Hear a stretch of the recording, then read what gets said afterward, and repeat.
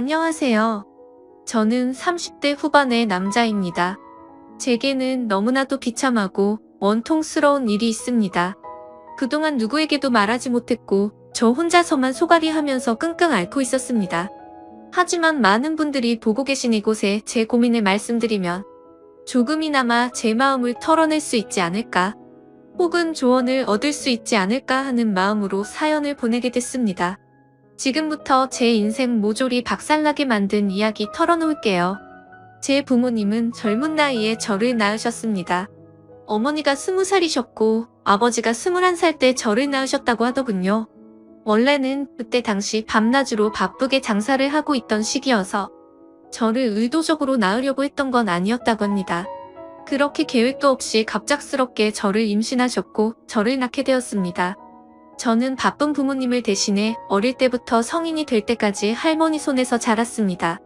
그래서 저는 부모님보다는 사실 할머니를 부모님처럼 모시며 커왔었고, 제게는 누구보다도 부모님 두 분의 사랑이 애틋했습니다. 그나마 어머니는 최대한 시간을 내서 저와 놀아주셨지만, 무뚝뚝한 아버지와는 일반적인 가정에 비하면 조금은 더 어색한 사이였죠.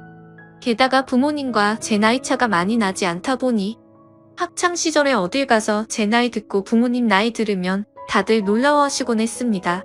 그땐 몰랐습니다. 젊은 부모님을 가지고 있다는 게 이런 비극의 시초가 될 줄은 꿈에도 생각하지 못했습니다. 아무쪼록 저는 고등학교를 졸업하자마자 우연치 않게 아는 분의 소개로 배시를 시작하게 됐습니다. 제 직업의 특성상 한번 배를 타고 바다를 나가면 짧게는 3개월 정도 걸렸고 길게는 반년 이상 바다에 나가고는 했습니다.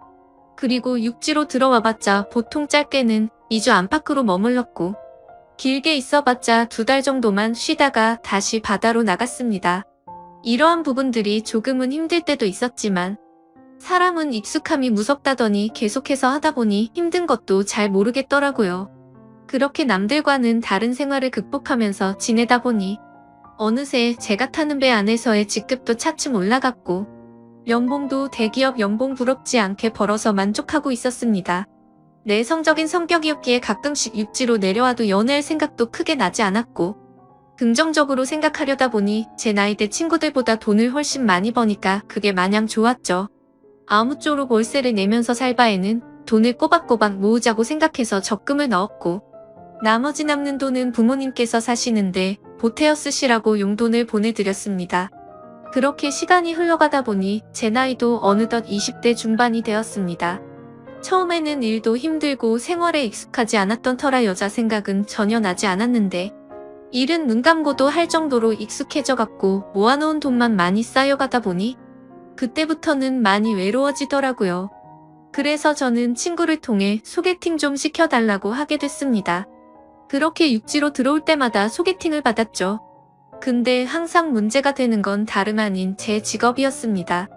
항상 데이트를 즐겁게 하다가도 제가 일하는 방식을 들으면 하나같이 여자들은 기겁을 하더라고요. 이해가 되지 않는 바는 절대 아니죠. 한번 육지로 와봤자 길어야 2달만 머무르다 헤어지고 바다로 나가면 길게는 반년 이상을 보내다 오는데 어찌 보면 기약 없이 이런 만남을 이어가야 하는데 문제가 아닐 수가 없었죠. 심지어 군대는 2년 정도만 기다리면 차라리 끝이 있었지만 저는 제 직업을 포기하지 않는 이상 끝이 나지 않는 거였기에 그렇게 기겁하는 모습을 이해했습니다. 그렇게 저는 매번 소개팅에 실패를 하다 보니 아버지께서 보다 못했는지 갑자기 제게 소개를 받아보겠냐고 하시더라고요. 지인분 딸인데 아주 참하고 마음씨도 예뻐서 연락처를 물어놨다고 하셨습니다. 그래서 저는 넙죽 소개를 받겠다고 말씀드렸고 만나게 되었습니다. 처음 만난 그 여자는 아버지의 말대로 외모도 참했고 성격도 좋았기에 저는 첫눈에 반하고 말았습니다. 그래서 기존에 소개받던 여자들과는 달리 이 여자와는 꼭 연애를 하고 싶다란 생각이 컸었죠. 그래서 무식하고 이상해 보일 건 알았지만 제 통장부터 깠습니다. 저는 직업이 남들과는 달라서 제약이 있는 부분도 있지만 나중에 제 가족 다 먹여 살리고 싶어서 이렇게 열심히 일하고 있다고 했습니다. 그러자 그 여성분은 갑자기 웃으시더라고요. 비웃는 게 아니라 첫 만남에 통장을 보여주는 제 모습에 갑자기 너무 귀엽고 웃겨서 웃었다고 했죠. 그 순간 저는 이 여자의 행동을 보고 마음속으로 그린라이트인가? 라는 생각이 들었습니다. 그래서 저는 더 침착하고 조심스럽게 말했습니다. 제가 바다로 나가고 육지에 머무르는 그런 기간들에 대한 얘기부터 시작해서 이것저것 많은 대화들을 나누었습니다. 그리고 제 진심을 알아줬는지 저희는 교제를 시작하게 되었습니다. 남들과는 너무 다른 교제 방식에 미안하기도 했지만 다른 사람에게 참아 보낼 수가 없었습니다. 많이 이기적인 걸 알았기에 제 모든 진심을 다해서 아껴주고 사랑해줬습니다. 그래서 아내와 1년 정도 사귀었을 무렵 저는 아내에게 프러포즈를 하게 됐습니다.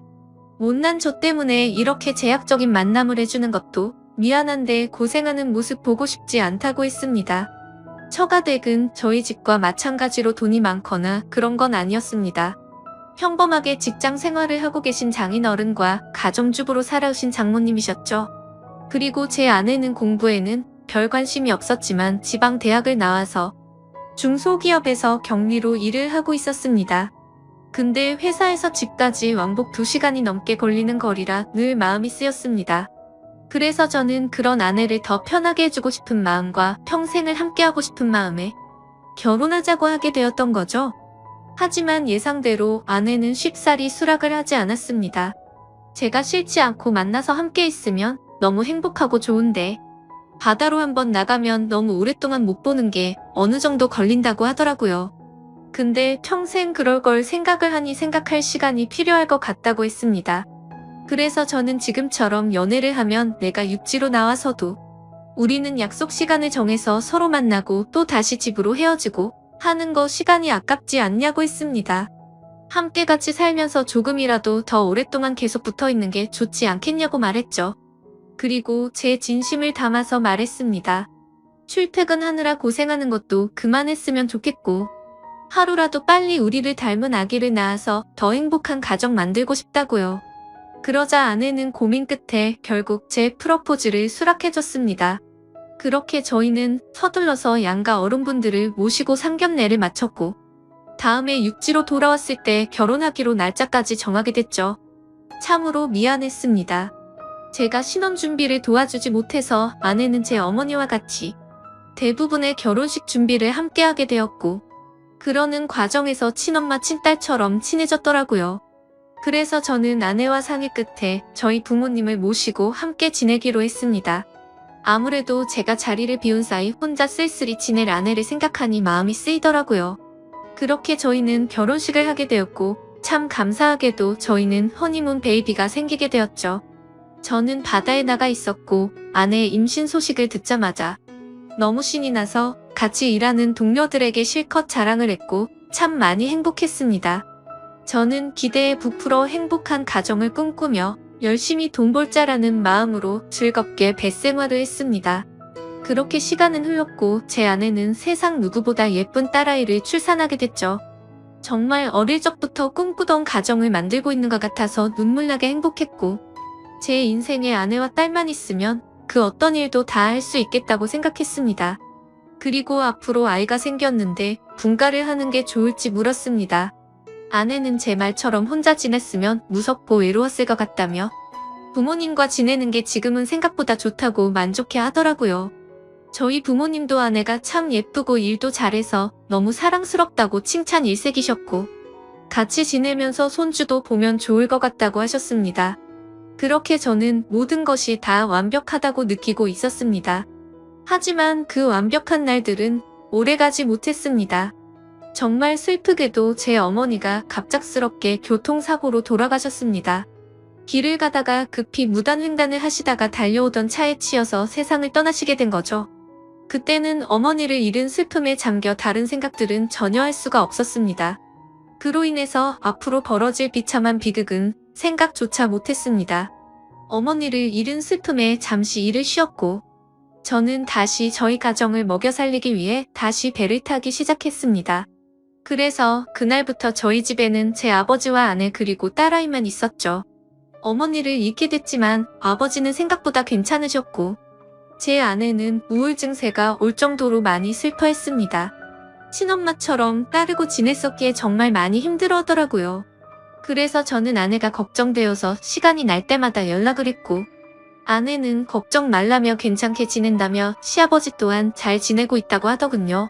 그런 모습에 저는 점점 아내의 우울 증세가 나아지고 있구나 하고 안심을 했습니다. 그렇게 제 어머니가 떠나가신 지 1년이란 시간이 지났습니다. 제가 다시 바다로 떠난 지 얼마 안 되어서 아내는 임신을 했다고 연락이 왔습니다. 그때도 첫 아이를 가졌을 때처럼 저는 정말 미친 듯이 기뻤습니다. 하늘 날아가 가신 어머니가 저희 슬프게 지내지 말라고 선물로 아이를 보내줬다고 생각했습니다.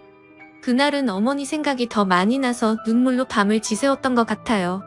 시간이 또 빠르게 흘러갔고 제 아내는 둘째로 사내 아이를 출산하게 됐습니다. 저는 제 어깨가 더 무거워졌지만 행복했습니다. 사랑하는 아내와 제 2명의 자식들을 위해선 못할 게 없었으니깐요. 이 세 사람을 제 인생의 축복이라고 생각하고 사명감을 갖고 더욱 열심히 살았습니다. 그런데 뭔가 이상한 점이 분명히 있었습니다.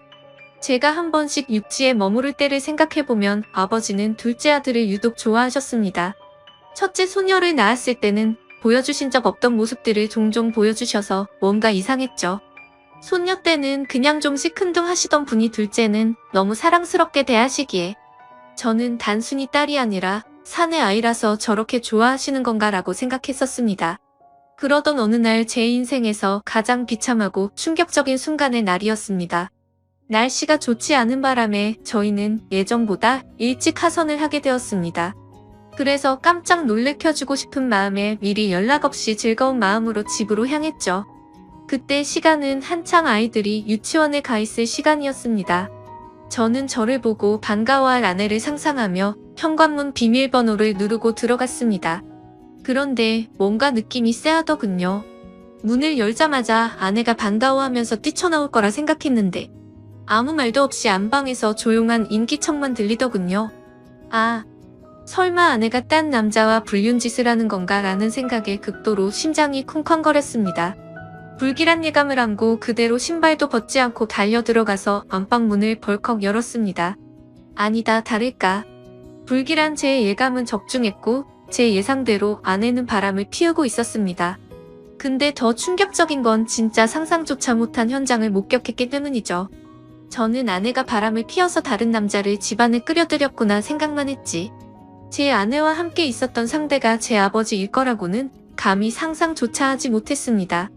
안방문을 여니 아버지와 아내는 다급하게 옷을 입고 있었고 저와 눈이 마주쳤는데 저는 정말 어떤 심정이 들었을까요?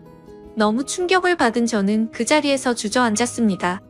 생전 처음 알았습니다. 사람이 얼마나 충격을 받으면 주저앉는지를 말이죠. 멍하니 넋 없이 아무 말도 못하고 있었습니다. 조금 뒤에 아버지라는 가면을 쓴 그 인간은 아무 말도 안 하고 도망치듯이 집 밖으로 나가버리더군요. 그리고 제 아내는 옆으로 다가와서 미안하다며 한 번만 용서해달라고 빌고 있는데 그때 기분은 너무 불쾌해서 목소리조차 듣기가 싫더라고요. 제 옆에서 울면서 아내는 제게 말했습니다. 시어머니가 돌아가시고 너무 우울해서 매일같이 너무 슬펐다고. 근데 제가 옆에 없으니까 병원까지 다닐 정도로 심해졌답니다. 그렇게 외로움이 극에 달했을 때 아내는 시아버지와 매일같이 술을 마시게 됐고 어느덧 술 기운에 자신도 모르게 실수를 하게 되었고 그 이후로는 누가 먼저라고 할 것도 없이 자연스럽게 이런 관계가 됐다고 했습니다. 당연히 이런 말도 안 되는 상황이 잘못된 건 알고 있었고 잘못된 상황을 바로 고쳐보려고 노력을 해봤었답니다. 하지만 아무리 노력해봐도 이미 엎질러진 물은 수습이 되지 않았다네요.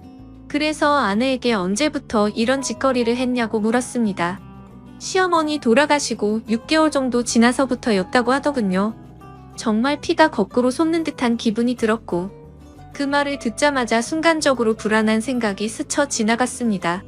왜냐하면 아버지가 둘째 아들만을 유독 특별하게 아끼던 모습들이 떠올랐기 때문이죠. 저는 앞뒤 가릴 거 없이 직설적으로 물었습니다. 둘째 아들이 내 아이 맞냐고 하니까 아내는 아무 말도 없이 고개를 숙이고 있더라고요. 제가 빨리 대답하라고 소리 지르니까 아내는 미안하다며 울기만 하더라고요. 니네가 짐승이지 진정 사람이냐며 있는 힘껏 소리를 질렀습니다. 현관문이 열려 있어서 동네 사람들이 수근대면서 쳐다보고 지나가는데 그딴 건 전혀 눈에 들어오지도 않더군요. 저는 그 자리에 더 있다가는 정말 크게 사고를 칠 것 같아서 일단 집 밖으로 뛰쳐나갔습니다. 어떻게 이런 일이 실제로 일어날 수가 있나 생각했고 그 충격은 절대로 쉽게 헤어나올 수가 없더군요. 그래서 며칠 동안 정신을 잃어서 쓰러질 때까지 술을 마시고 모든 연락을 끊고 있었습니다. 그 힘든 와중에도 어떻게 해야 하나 현실적인 생각들을 하게 되더라고요. 이혼을 한다고 하더라도 제가 현실적으로 아이를 혼자 키울 수도 없는 상태였고 그렇다고 배운 게 이것밖인데 지금 하고 있는 직장을 그만둘 수도 없지 않나 생각했습니다. 게다가 제 아내가 몰래 만나던 남자가 무려 제 친아버지입니다. 사실 지금도 아버지라고 적지만 그런 관계라는 게 역겨울 뿐입니다. 아무튼 아버지라는 그 인간은 그날 집 밖으로 나가고 주랭랑을 쳤는지 지금 이 글을 쓰는 순간까지 그날 이후로는 단 한 번도 보지 못했죠. 결국에 며칠 동안 정신없는 시간을 보내다가 역겨운 마음에 차마 돌아가기 싫었지만 현실적인 문제들을 안고 집으로 들어갔습니다. 저를 보자마자 아내는 순식간에 달려와서 제게 무릎을 꿇고 빌었습니다. 제발 한 번만 용서해달라며 시아버지와 그러한 사실들이 동네방네 밝혀지면 자신은 도저히 살아갈 자신이 없다고 하더군요. 2번 다시 이런 일 없을 테니까 용서해달라고 빌었고 현실적으로 제가 어떻게 할 방법이 없으니 일단 당장은 그냥 대충 알겠다고 말했습니다. 사실 그날 이후로 말도 잘 섞지 않았습니다. 말만 용서를 한다고 한 거지 어떻게 용서가 될까요? 아무튼 이제는 제 아들인지 알았던 그 아이는 아들인지 형제인지 알 수가 없는 말도 안 되는 개족보가 되었습니다. 하지만 아무리 괜찮은 척 해가면서 억지로 테이프질을 한다고 이게 메워질까요? 그날 이후 저는 심각할 정도로 의처증에 걸린 것 같았습니다. 하루라도 아내와 연락이 안 되면 극도로 불안해지고 초조해져서 미쳐버릴 것 같더라고요. 그때부터는 제 생활은 엉망진창이 되었고 일상이 파괴되다시피 했습니다. 배를 타고 나가서도 일도 손에 안 잡히고 그때의 역겨운 상상들이 떠오르고 도저히 버틸 수가 없겠더라고요. 결국 끝내 저는 정신과까지 다니면서 약을 먹고 치료를 받았죠. 병명은 공황장애와 폐쇄공포증까지 겹쳐서 생겼다고 하더라고요. 그래서 저는 그날 이후 제가 애착심을 갖고 일하던 배실을 그만둘 수밖에 없었습니다. 그렇게 결국 배실을 그만두고 먹고는 살아야 했기에 관련 업종의 직업에 취직했고 예전과는 비교도 안 되는 부족한 월급을 받으면서 집으로 들어가 살게 되었습니다. 하지만 지금 생각해보면 제 스스로도 이상하다고 느낄 만큼이나 정신적인 압박감이 심했던 것 같습니다. 아내와는 하루가 멀다 하고 매일같이 싸우기 바빴습니다. 그리고 제정신을 유지하는 게 싫어서 퇴근하면 항상 술을 취할 때까지 마셔댔죠. 그런 관계를 지속해오다 보니 결국 아내도 참고 참다가 결국 이혼을 하게 되었습니다. 아이들은 아내가 데리고 살기로 했고 저는 너무 괘씸한 아내에게 양육비는 1년치만 주겠다고 했더니 아내는 아무 말도 하지를 못하더군요. 그렇게 저희는 이혼을 하게 되었고 벌써 2년이라는 시간이 지났습니다. 한때는 아버지였던 그 인간은 혹시나 아내한테 찾아가는 거 아닌가 싶어 몰래 아내를 뒤따라 다녀보기도 했지만 그런 건 아닌 것 같았습니다. 이제는 그 인간이 죽었다고 하더라도 전혀 슬플 것 같지도 않고 평생 보고 싶은 생각이 단 1%도 없습니다. 요즘에는 알고 보니 제 아내였던 사람은 아이들 키우느라 일을 하는데 형편이 너무 어려워서 말이 아니라고 하더군요. 지금은 시간이 지나가다 보니 조금은 신경은 쓰이기도 하고 이렇게 제가 행복하게 생각했던 가정이 무참히 끝나버리는 게 맞나 싶기도 합니다. 근데 그런 생각이 들면서도 제 아버지란 인간과 함께 했었던 아내를 죽을 때까지 잊을 수가 없을 텐데 섣불리 판단하는 게 절대로 안 되네요. 여러분들이라면 어떻게 하실 것 같나요? 저보다 인생 경험도 많으시고 훌륭한 분들이 많으실 것 같아서 여쭤보고 싶습니다. 댓글로 생각을 남겨주시면 제가 어떻게 결정할지 큰 도움이 될 것 같습니다. 감사합니다.